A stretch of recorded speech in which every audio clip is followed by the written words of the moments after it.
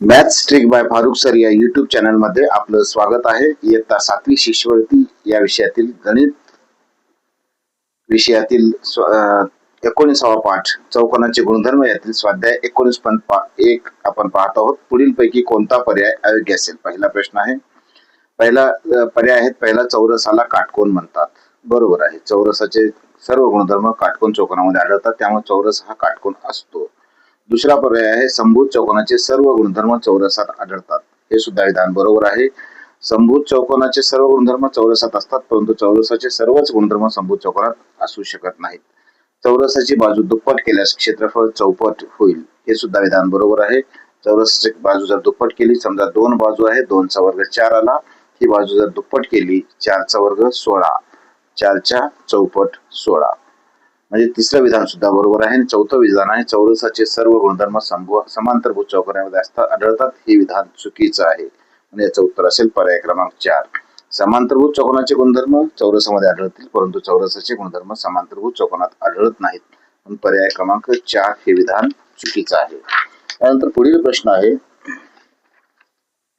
पुढीलपैकी कोणती विधाने सत्य आहेत? चौरस हा आयत असतो, हे विधान सत्य आहे. चौरस हा आयत असतो, हे विधान सत्य आहे. आयत हा चौरस असेलच असे नाही, परंतु चौरस हा आयत असतो. आयत हा समांतरभुज चौकोन असतो, हे सुद्धा विधान सत्य आहे. आयताचे सर्व गुणधर्म समांतरभुज चौकोनामध्ये आढळतात, त्यामुळे आयत हा समांतरभुज चौकोन असतो, हे सुद्धा सत्य आहे. आयत हा चौरस असतो, हे विधान चुकीचं आहे. कारण आयताच्या सम्मुख बाजू एकरूप असतात, परंतु चौरसाच्या सर्व बाजू एकरूप असतात, त्यामुळे तिसरं विधान चुकीचं आहे. समभुज चौकोन हा चौरस असतो, हे विधान चुकीचं आहे. समभुज चौकोनाच्या सर्व बाजू एकरूप असतात आणि चौरसाचे सर्व बाजू एकरूप असतात, परंतु समभुज चौकोनाचे सर्व कोन काटकोन असतातच असे नाही. चौरसाचे सर्व कोन काटकोन असतात. म्हणजे चौथं विधान सुद्धा चुकीचं आहे. म्हणजे फक्त अ आणि ब हे दोन विधान बरोबर आहेत. पर्याय क्रमांक 1 याचं उत्तर येईल. त्यानंतर पुढील प्रश्न आहे, कोणत्याही समांतरभुज चौकोनाच्या लगतच्या कोनाच्या कोन दुभाजकांच्या छेदनबिंदूपाशी तयार होणारा कोन कोणत्या प्रकारचे असतात? समांतरभुज चौकोनाचे लगतचे कोन पूरक असतात. लगतचे कोन पूरक असतात, म्हणजे त्यांच्या मापाची बेरीज 180 अंश असते. बेरीज किती असते? 180 अंश. आता त्याच्या कोन दुभाजकामुळे तयार होणारे दोन कोनाच्या मापाची बेरीज असणारे 180 भागिले 2 म्हणजे 90 अंश असणारे आहे. आणि त्रिकोण एओबी मध्ये हा तिसरा कोन 90 अंशाचा म्हणजेच काटकोन असणार आहे, कारण त्रिकोणाच्या तिन्ही कोनाच्या मापाची बेरीज 90 अंश असते. या दोन कोनाच्या मापाची बेरीज 90, उर्वरित कोन 90 अंशाचा म्हणजे काटकोन आहे. तर यामुळे तयार होणारा कोन हा काटकोन या प्रकाराचा असतो. त्यानंतर पुढील प्रश्न आहे, पुढीलपैकी कोणत्या चौकोनात एकरूप कोनाची एकच जोडी असते? आयतामध्ये एकरूप आयताचे सर्व कोन काटकोन असतात, म्हणजे आयताच्या एकरूप कोनाच्या 4 जोड्या तयार होतील. चौरसाच्या सुद्धा सेम 4 जोड्या तयार होतील. समांतरभुज चौकोनाच्या एकरूप सम्मुख कोनाच्या 2 जोड्या एकरूप असतात. आणि पतंग हा असा एकमेव प्रकार आहे ज्यामध्ये एकरूप कोनाची एकच जोडी असते, म्हणून याचं उत्तर असेल पर्याय क्रमांक 3 पतंग. अशा पद्धतीचा एकरूप कोनाची एक जोडी असते, दुसरी जोडी एकरूप नसते. त्यानंतर पुढील प्रकार आहे, पुढील प्रश्न आहे, पुढीलपैकी कोणत्या माहितीवरून चौकोनाची रचना करता येत नाही? चौकोन रचनेसाठी एकूण 10 घटकापैकी 5 घटक माहित असणे आवश्यक आहे. 5 घटक माहित असणे आवश्यक आहे. एकूण घटक असतात 10. 4 बाजू, 4 कोन आणि 2 कर्ण. तर या 10 घटकापैकी 5 घटकांची माहिती, लांबी रुंदी असेल किंवा त्याचं माप असेल ते कोणाचं, ते माहित असणं आपल्याला आवश्यक आहे. पहिला पर्याय आहे, चौकोनाची एक बाजू दिली असतात, चौरसाची एक बाजू दिली असतात. आता चौरसाची एक बाजू म्हणजेच 1, 2, 3, 4 बाजू माहित झाल्या आणि याचा कर्ण काढू शकतो, कारण हा काटकोन असतो. म्हणजे आपल्याला 5 घटक माहित झालेले आहेत, म्हणजे इथे चौकोन रचना आपल्याला करता येते. समभुज चौकोनाचे 2 कर्ण दिले असतात. समभुज चौकोनाचे 2 कर्ण जर दिले असतात, समभुज चौकोनाचे कर्ण परस्परांचे लंब दुभाजक असतात, म्हणजे इथं काटकोन होतो आणि यांचे 2 समान भाग होतात. म्हणजे हा काटकोन त्रिकोण, त्याच्यावरून त्याची बाजू काढता येईल. बाजू काढता आल्यामुळे 4 बाजू माहित होतील आणि 2 कर्ण माहित होतील, म्हणजे 5 घटक माहित आहेत. तर आपण समभुज चौकोनाचे 2 कर्ण दिले असतात, आपण चौकोन काढू शकतो. समांतरभुज चौकोनाचा 1 कर्ण व 1 बाजू दिली असतात. समांतरभुज चौकोनाचा एक कर्ण व एक बाजू दिली असता काटकोन काढता येत नाही. आयताची एक बाजू कर्ण दिली असता काटकोन काढता येतो. हा आयत आहे, ही एक बाजू माहित आहे आणि हा कर्ण माहित आहे, तर आपण दुसरी रुंदी त्याची काढू शकतो आणि त्यावरून आपल्याला हा आयत काढता येईल. परंतु समांतरभुज चौकोनाचा जर एक कर्ण एकच बाजू जर दिली असते तर इथं चौकोन रचना करता येणार नाही, म्हणून याचं उत्तर असणार आहे पर्याय क्रमांक 3. यानंतर पुढील प्रश्न आहे, एका चौकोनाचे बाह्यकोन अनुक्रमे 2x - 15° x + 45° 3x + 3x आणि 2x + 10° मापाचे आहेत, तर त्या चौकोनाच्या सर्वात लहान अंतरकोनाचे माप किती? हा चौकोन आहे, याचे बाह्यकोन आपल्याला दिलेले आहेत. समजा या बाह्यकोनाचं माप आहे 2x - 15, दुसऱ्या बाह्यकोनाचं माप आहे x + 45, तिसऱ्या बाह्यकोनाचं माप आहे 3x आणि चौथ्या बाह्यकोनाचं माप आहे 2x + 10. आता समान चौकोनाच्या चारही बाह्यकोनाच्या मापाची बेरीज असते 360°. म्हणजे 2x - 15 + x + 45 + 3x + 2x + 10 बरोबर असणार आहे 360°. हे 2x मध्ये एक x मिळून 3x, 3 आणि 3 6x, 6 आणि 2 8x - 15 + 45 30, 30 + 10 40 बरोबर असणार आहे 360°. म्हणजेच 8x बरोबर आलेला आहे 360 - 40 बरोबर 320. म्हणून x ची किंमत आलेली आहे 320/8 बरोबर 40. आता x बरोबर 40 आलेला आहे. याच्यावर प्रत्येक बाह्यकोनाचं माप काढूया आपण. 40 दोन्ही 80 आणि 10 90 होईल. दुसरं झालं 40 दोन्ही 80 - 15 65. तिसरं येईल 3x म्हणजे 40 त्रिक 120 आणि 40 + 45 85. असं हे चार बाह्यकोन मिळाले. आता बाह्यकोन आपल्याला विचारलेले सर्वात लहान अंतरकोनाचे. जो बाह्यकोन मोठा असेल त्याचा अंतरकोन हा सगळ्यात लहान असणार आहे, कारण बाह्यकोन आणि त्याच्या लगतच्या अंतरकोनामध्ये रेषीय जोडीतील कोन तयार होतात. तर इथं सगळ्यात मोठा बाह्यकोन 120 अंशाचा आहे, तर त्याचा लगतचा अंतरकोन असणार आहे 60 अंशाचा, कारण हे दोन्ही रेषीय जोडीतील कोन आहेत. त्यांच्या मापाची बेरीज 180 अंश असणार आहे. पर्याय क्रमांक 2 हे त्याचं उत्तर असणार आहे. यानंतर 7वा प्रश्न आहे, एका चौकोनाच्या चार कोनाचे प्रमाण 2 3 2 आहे, तर तो चौकोन पुढीलपैकी कोणता असेल? एका चौकोनाचे समजा हा 2 आहे, दुसरा 3 असणार आहे, तिसरा 3 असणार आहे आणि चौथा 2 असणार आहे. तर अशा प्रकारची रचना जर केली तर हे लगतच्या कोनाची मापाची बेरीज आणि वरच्या लगतच्या कोनाच्या मापाची बेरीज, म्हणजे पायालगतच्या दोन कोनाच्या मापाची बेरीज आणि वरच्या लगतच्या दोन कोनाच्या मापाची बेरीज समान येते. याचा अर्थ हा असणार आहे समलंब चौकोन, कारण समलंब चौकोनाचा एक गुणधर्म आहे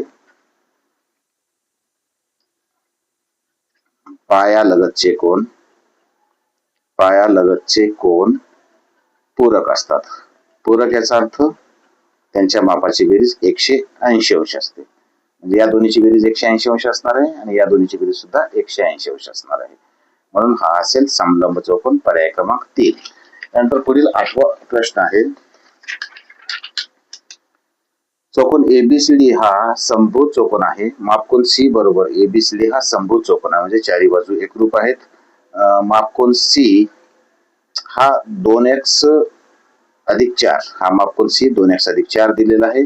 मापकोन एडीसी हा 3x + 6 दिलेला आहे. तर मापकोन सीडीई या कोणाचं माप आपल्याला विचारलेलं आहे. आता समान हा आहे समभुज चौकोन, समोरासमोरच्या बाजू एकरूप असतात आणि लगतचे कोन सम्मुख कोन सुद्धा एकरूप असतात. म्हणजेच या दोन समांतर रेषा होतील आणि डीसी त्याची छेदिका असेल, तर हे दोन कोन व्युत्क्रम कोन तयार होतील. व्युत्क्रम कोन कसे असतात? एकरूप असतात. म्हणजे मापकोन सी चं माप 2x + 4 आहे, तर सीडी चं माप सुद्धा 2x + 4 असेल. मापकोन सी एकरूप असणार आहे मापकोन सीडीई, कारण ते तयार होतील व्युत्क्रम कोन, आणि व्युत्क्रम कोन कसे असतात? एकरूप असतात. यानंतर आता मापकोन एडीसी अधिक हा एडीसी कोन अधिक मापकोन सीडीई बरोबर असेल 180 अंश, कारण हे दोन्ही तयार होतील रेषीय जोडीतील कोन. हे दोन कोन असतील रेषीय जोडीतील कोन. रेषीय जोडीतील कोनाच्या मापाची बेरीज 180 अंश असते. म्हणजेच 3x + 6 अधिक 2x + 4 बरोबर असणार आहे 180 अंश. 3 आणि 2 5x + 6 आणि 4 10 बरोबर 180 अंश.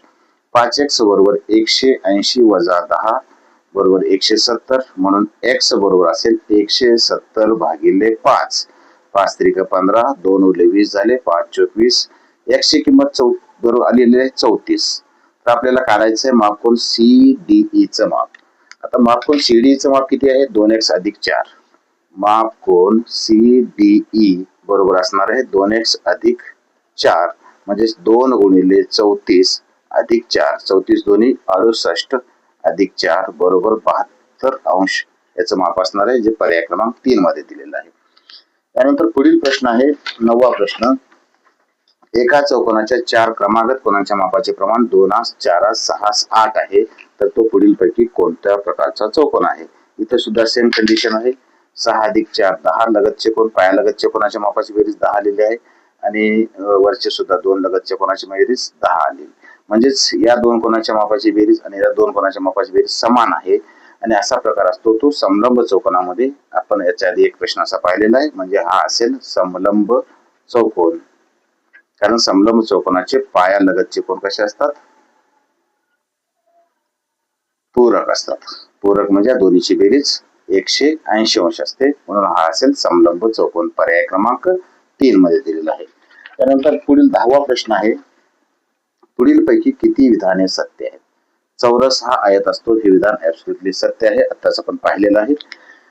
आयत हा समांतरभूत चौकोन असतो हे सुद्धा विधान सत्य आहे, कारण आयताचे सर्व गुणधर्म समांतरभूत चौकोनामध्ये आढळतात, त्यामुळे आयत हा समांतरभूत चौकोन असतो हे सुद्धा विधान सत्य आहे. समभुज चौकोन हा समांतरभूत चौकोन असतो हे सुद्धा विधान सत्य आहे. सम्मुख कोन एकरूप असतात, कर्ण परस्परांना काटकोनात दुभागतात, त्यामुळे C विधान सुद्धा सत्य आहे. चौरस हा समांतरभूत चौकोन असतो, चौरस हा समांतरभूत चौकोन असतो हे सुद्धा विधान सत्य आहे. चौरसाचे सर्व गुणधर्म समांतरभूत चौकोनामध्ये आढळतात आणि चौरस हा समलंब चौकोन असतो.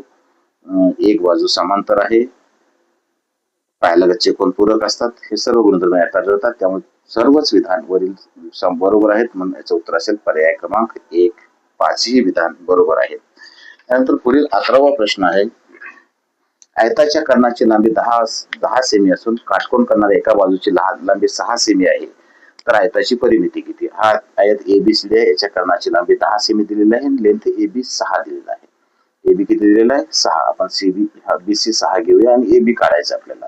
आता इथं कोणता कुठला तयार होईल? काटकोन, कारण आयताचे सर्व कोन काटकोन असतात, म्हणजे त्रिकोण ACB हा काटकोन त्रिकोण होईल. म्हणून त्रिकोण ACB मध्ये काटकोन त्रिकोण असल्यामुळे 2 बाजू माहित आहे, तिसरी बाजू काढायची. इथं सूत्र आपल्याला थेरम वापरायचा आहे, पायथागोरसचा थेरम, म्हणजेच असणार आहे AB चा वर्ग अधिक BC चा वर्ग बरोबर असणार आहे AC चा वर्ग. AB काढायचा आहे, AB चा वर्ग अधिक BC 6 चा वर्ग अधिक AC 10 चा वर्ग बरोबर आलाय 10 चा वर्ग 100 वजा हा 6 चा वर्ग 36 झाला, म्हणजेच याला 64. म्हणून AB बरोबर येईल वर्गमुळात 64 म्हणजेच 8. AB ची लांबी आलेली आहे 8, हे AB 8 आलेलं आहे. आता आपल्याला आयताची परिमिती विचारलेली आहे. आयताच्या सम्मुख बाजू एकरूप असतात. BC 6 आहे, AD 6 असेल आणि AB 6 आहे, DC सुद्धा AB 8 आहे, DC 8 असेल. परिमितीचं सूत्र काय? आपण कॉमेंट मध्ये सेक्शन मध्ये सुद्धा सांगू शकता. परिमितीचं सूत्र आहे 2 कंसात लांबी अधिक रुंदी, 2 कंसात लांबी 8 अधिक रुंदी 6 बरोबर 2 गुणिले 8 अधिक 6 14, 14 दोन्ही 28 सेंटीमीटर याची परिमिती असेल. पर्याय क्रमांक 1 मध्ये याचं उत्तर दिलेलं आहे. त्यानंतर पुढील या घटकातील शेवटचा प्रश्न आहे. आयताच्या लगतच्या बाजू एकरूप असतील तर तो डॅश डॅश असतो. आयताच्या लगतच्या बाजू, आता हा आयत आहे, या ABCD. आता या बाजूची लांबी आहे, लांबी आणि ही दोन्ही समान असेल. आयताचा दुसरा गुणधर्म आहे सम्मुख बाजू एकरूप असतात. AB एकरूप असणार आहे, DC म्हणजे AB BC ची लांबी समान आहे. AD एकरूप आहे, BC म्हणजे AD आणि BC ची लांबी सुद्धा समान आहे. म्हणजे या आयताच्या सर्व बाजू एकरूप आहेत आणि सर्व कोन काटकोन तर आहेतच, म्हणजे हा आयत चौरस असेल, म्हणून याचं उत्तर असेल पर्याय क्रमांक 4. अशाच पद्धतीचे गणित झटपट पद्धतीने कसं सोडवायचं हे शिकण्यासाठी maths trick by Farukh sir या युट्यूब चॅनलला भेट द्या. सबस्क्राईब करा. व्हिडिओ आवडल्यास लाईक करून बेल आयकॉन दाबा, म्हणजे पुढील अपडेट आपल्याला मिळतील. धन्यवाद.